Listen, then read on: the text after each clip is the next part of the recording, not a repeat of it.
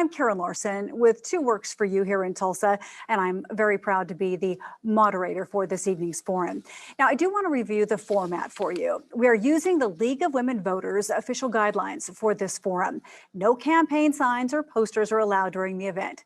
The candidates are going to have 2 minutes each for their opening statement, 2 minutes each for their closing statement, and 1 minute to respond to each question from our audience.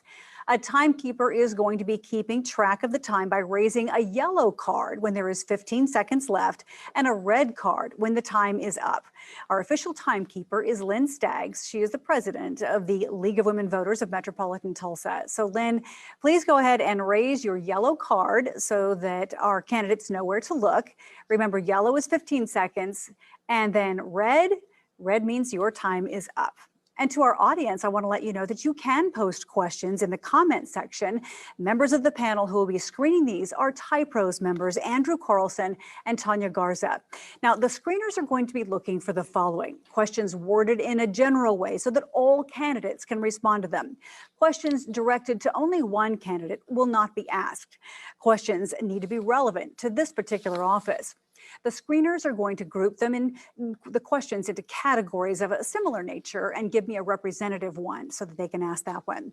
The purpose of this is to sort out any duplicate questions, assure that topics of the greatest interest are asked within the time available, and of course to put personal questions aside. Also, questions that are inappropriate for the mayoral position will be set aside. Now, earlier tonight, we drew names to determine the order for the opening statements.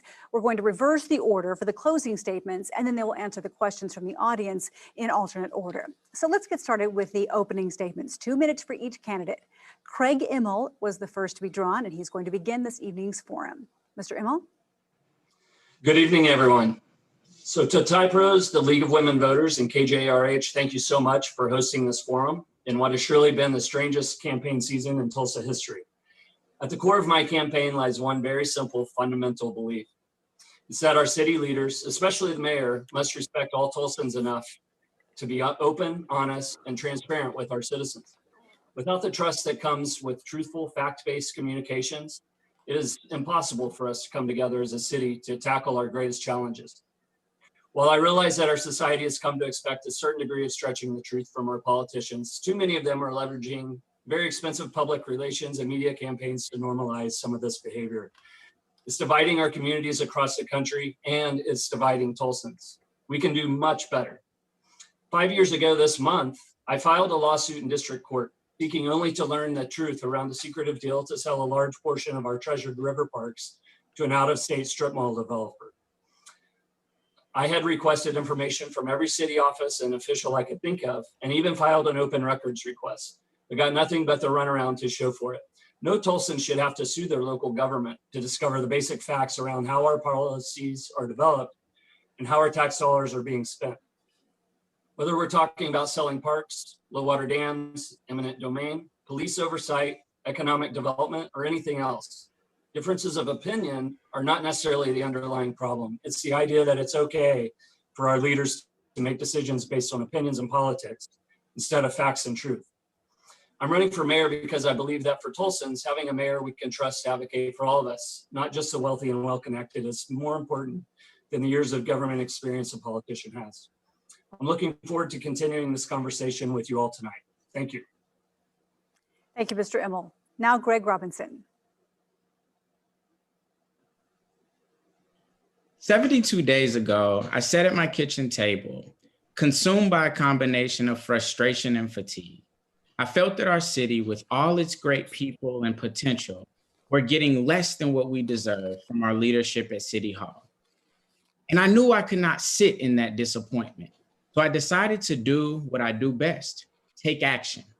I decided to run for mayor at the ripe old age of 30 because I love Tulsa and I know we can do better. My experience growing up off the corner of 29th and North Lewis is why I fight every day to ensure every child, regardless of their race, economic status, or zip code, has pathways to achieve their dream.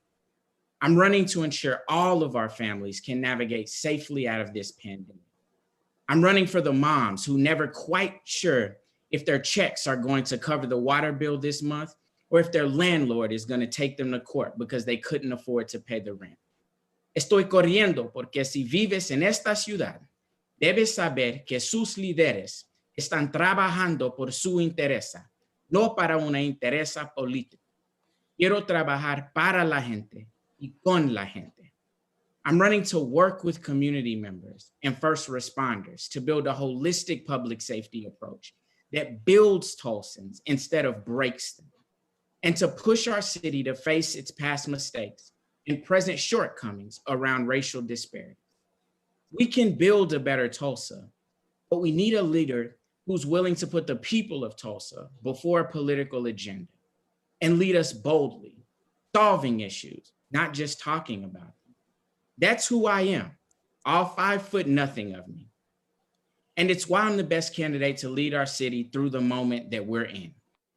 So I'm proud of the campaign that we've built so far, outraising our opponents and engaging hundreds of volunteers who've connected with thousands of Tulsans to improve the lives of each of us. And All right, thank you. Thank you, Mr. Robinson. I appreciate that. Now we'll move on to Mr. G.T. Bynum. Well, first, I want to thank the League of Women Voters and Tulsa's Young Professionals for hosting this forum in such an important year. Karen, I want to thank you for hosting this. You do such a great job for our community. And I want to thank everybody who's tuning in tonight during this very important election. You know, I ran 4 years ago because I thought we needed to aim higher as a city. I thought we needed to address long-standing disparities in our community. I thought we needed to quit fighting with each other and instead work together to compete with the real competition all around the United States and around the world. We won that election and we set a different standard here in Tulsa over the last 4 years. We pulled together a dynamic, nonpartisan team, and we have an agenda that is driven by the community rather than by politics. And our results in the last 4 years have been historic. The 2 largest new employers in Tulsa history brought to town, over $1 billion in private investment brought to our community, the most rapid increase in staffing in Tulsa Police Department history, increased in staffing in the Tulsa Fire Department. We've engaged in long delayed work to make Tulsa a city where every kid has an equal shot at a great life. But that last one is one of the main reasons that I'm running for another term, because there is so much more to do. The approach that we've brought can be applied and continued to make this a city where economic revitalization is occurring in long overlooked parts of our city, where city services are staffed and equipped for the Tulsa of the 21st century, and where we are furthering our goal again in all that we do of making this a city where every kid has an equal shot at a great life. And there are a lot of details that go into all of that. And I'm really looking forward to discussing those in the hour and a half that we have ahead of us. Thank you. Mayor Bynum, thank you very much. Now we go on to Ken Reddick. Hi, first I want to say thank you to all the many local organizations that put this debate together. My team is grateful for the commitment that you have to our city. My name is Ken Reddick. I'm a native Tulsan. I'm a husband, a father, and a small business owner. I work in every community of this city every day. I see what is wrong with our streets, our schools, our infrastructure, and I have detailed plans to fix our city. I will build a coalition of stakeholders with all of our neighborhoods. I'm running to give a voice to everyone that is always left out of these campaigns. The youth, the small businesses, the church, the slighted and the overlooked. As mayor, I will honor our local law enforcement. I will build partnerships with our schools, and I will invest in the forgotten communities of this city because that's where I'm from. So I am a candidate for a time like this, and I appreciate this debate tonight, and thank you for inviting me here tonight. Thank you much, Mr. Reddick. Now to Ty Walker. Good evening, my fellow Tulsans, and to all those who have put this forum on tonight. First of all, I'd like to say give honor to God, who was first in my life, who's given me this opportunity to pursue a better life here in the city of Tulsa. As a lifelong Tulsa small business owner, been in business since 1974. We first started out on the corner of Apache and Peoria many summers ago. Navy veteran, a father of 6 girls, married for 20 years. And I'm here today to say that I am the best candidate for the city of Tulsa. I'm the only candidate in this race that's ever lived on both sides of the tracks. I'm the only candidate in this race has understanding what the world has around us. Being in the military, I've seen cultures from the east to the west, from north to the south. And I'm here to bring all that experience to the city of Tulsa. Not to leave anyone out, but as a whole, we all need help, every one of us, at some time or point in our life. And I'm here. I'm the only person that can bring that together because I've not only had it, but I've also lived it. I've had the experience of life. There's no other candidate that has the experience of life that I have in this race, as we are in this part of the world today. We're in a sad, sad time, not only spiritually, but also economically. And economics is the lifeblood of all citizens. To change a man's heart is to change his economic situation. And I'm the only candidate to put forth a plan to change a man's heart. Thank you. Thank you, Mr. Walker. We appreciate that. Now we move on to questions that have been submitted by citizens prior to the debate and, of course, during our live coverage. We encourage you who are watching from home or wherever you're watching from right now to go ahead and submit any questions you would like into the comment section of the Facebook page that you're watching this on. We begin now with our first question, and that is, what do you think are the top 3 issues in Tulsa, and how would you prioritize them? We begin with Greg Robinson. I think the top issue that we face right now is maneuvering out of the COVID-19 pandemic. And to do that, we need leadership that's going to be the grown-up in the room, that's going to bring together the housing sector, the economic sector, the educational sector, and the health sector to come together and create a united voice to advocate for more state dollars, advocate for more federal dollars, and move us safely through this pandemic. Secondly, we've got to deal with creating inclusive economic growth so that everyone, regardless of what corner of the city you're in, has more than just access to a good job, but access to achieve their wildest dreams. And then along with that, we've got to create educational equity for every single student in the city of Tulsa. We've got to do a better job of being proactive and not passing the buck to the hardworking teachers and school district leaders. Thank you, Mr. Robinson. Now to Mayor G.T. Bynum. Well, I would say, number one, the issue that we face here in Tulsa is no different than the issues faced in every major city around the world. And that is coming out of this global pandemic, a stronger, more united city, and doing so in a safe way. I'm very grateful for the partnership that I have with the Tulsa Health Department and our local healthcare systems that has allowed us to navigate this in a locally directed way, and we'll continue to do that. Number two is economic revitalization. We're going through a national recession at the same time that we're going through a global pandemic. We have to make sure that we emerge from both of these a strong city. And the third one, in times of great challenge, you also face real challenges around public safety. And it's very important to me that we continue to move towards staffing the Tulsa Police Department the right way, that we maintain staffing in the Tulsa Fire Department the right way, and that we bring innovative programs to both places to make Tulsa as safe as it can. All right. Thank you, Mayor Bynum. Now to Ken Reddick. For me, the 3 most important issues of this race would have to be a mayor that stands shoulder to shoulder with our Tulsa Police Department. Second, I think everyone would agree in Tulsa with this issue is we need to fix our infrastructure. We have serious issues that you don't see in other cities of equal size across the nation. We have serious road condition problems. We have serious scheduling issues with those infrastructure construction projects. And then third, I would say we need to address the failing Tulsa public schools. Tulsa is surrounded by great models of how how a public school should operate and interact with its city.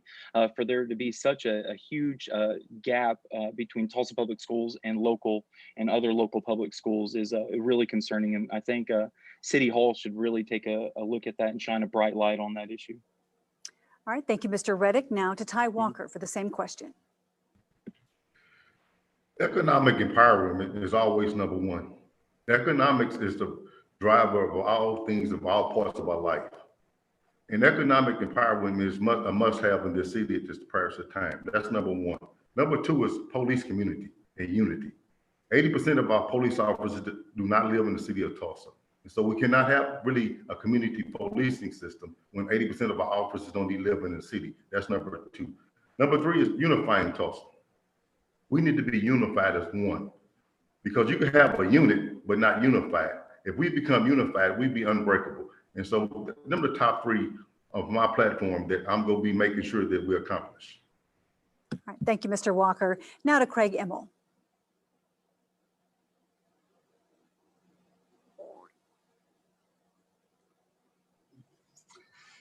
So with all of Tulsa's challenges, I feel like from my perspective, the top three, certainly our response and recovery from COVID-19. It's leaving devastation in its wake around the world. And we need to really rethink the way that we move Tulsa forward post-COVID. That's going to mean changes all across the board, and certainly not business as usual. One of those key areas is education.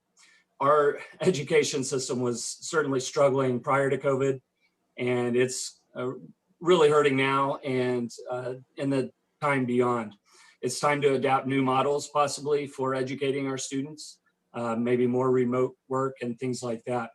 But also, I think to effectively respond to both of those, we really need to look at our relationship with the state of Oklahoma.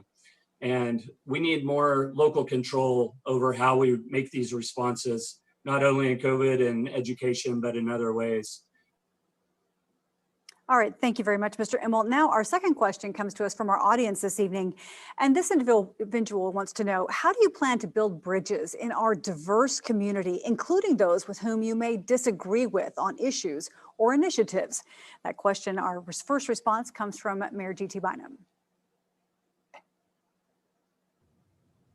That's such a good question. And, you know, we're in a year right now where the forces of division are raining down on Tulsa in a way that they haven't in a long, long time. And it's going to be crucial, not just when we come out of this mayoral election, but as we go through this year and as we go the years ahead, that we have the ability to listen to one another and work together.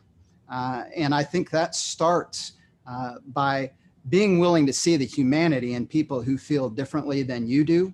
I think the mayor sets a big tone in that. And that's one of the things that I've focused on in the last 4 years, is moving us away from internal fights with one another, finding common ground between different sides that otherwise disagree, and moving forward with that common ground, recognizing that we can save the disagreement for another day, but we can move forward together. We've made a lot of progress in the last 4 years using that approach, and I would do the same over the next 4. All right, thank you, sir. Now to Ken Reddick, the same question. So I would say that you have to know where the camps are. To build bridges, you got to know who you're reaching out to and what the issues are, and you got to have a special team set up to actually pull everyone together. We've already made plans for that. We've reached out to other organizations that have had huge successes in similar communities with similar issues, and we're ready to move forward with bringing those organizations here to Tulsa. That being said, my professional background as a project manager is to sit down and vision cast with many different organizations or institutions and find a common ground with everyone. So moving forward, I think I would just pull from my career, my profession, and just help build partnerships across Tulsa. A lot of people need to sit in the same room to find out that, their different issues actually have similar solutions. So if we can just get people to partner together and work on common problems that they didn't know were common problems, I think that'd be a great way to move forward here in Tulsa. All right, thank you, sir. Now to Ty Walker. Having lived in life, how can you ask the man to cross a bridge with you when you never crossed that bridge yourself? I've crossed all bridges. I've been in a single parent home. I've been on the poor side of the tracks. I've been on the wealthy side of the tracks. I've seen all parts of performers to even street consumers. I eat at the local Waffle House. I shop at the local Quick Trip warehouse market. So I see people every day in their everyday life. And how can you lead someone if you're not in life with them? You can understand them unless you lived it. You can't lead unless you lived it. How can you bring somebody from the outside of your city and never lived in your city? How do they know your people? So you have to be able to understand that bringing somebody along and building bridges, you have to have to live their life yourself, have that experience from yourself within, and you can see the difference and know how to bring those together. Thank you. Now to Craig Immel. So we always hear so much about bringing people together who have different opinions. And it's challenging to do because in this day and age, it seems like so many people have formulated different opinions based on what they perceive to be as separate sets of facts. Logic tells us that there can really only be one set of true facts. And I think it's important to get people together who are on opposite sides of an issue to sit down at a table and let's hash out what are the facts, what's the truth, and let's put together our strategy to address these issues based on that, not based on opinions that are based off of misinformation because somebody read something on Facebook who could have come from Russia, who knows? That I think is the key to pulling together a lot of people. But also I have a lot of experience from a lot of different, with people from a lot of different walks of life. All right, thank you, sir. Now to Greg Robinson.